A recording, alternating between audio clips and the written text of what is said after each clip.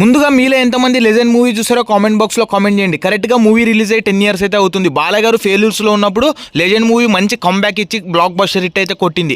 ఈ మూవీని బోయపాటి శ్రీను గారు అయితే దర్శకత్వం వహించారు.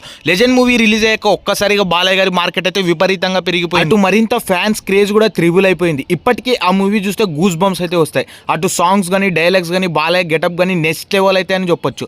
అందులో ఉన్న బాలయ్య గారి డ్రెస్సింగ్ స్టైల్ అయితే ఇప్పటికి కూడా ట్రెండింగే. ఆ సినిమా రిలీజ్ అయినప్పుడు యూత్ అంతా ఆ డ్రెస్ పై అయితే ఎక్కువ మబ్బు చూపారు. అలాగే అందులో ఉన్న మన బాలయ్య గారు నడిపే బైక్ ఇప్పటి వరకు ఏ మూవీలో లేని ఎక్కడ లేని విధంగా సపరేట్ గా మూవీ కోసం అయితే తయారు చేయించారు. ఇంకా కొన్ని థియేటర్లు అయితే మూవీ 1 year పైన ఆడింది.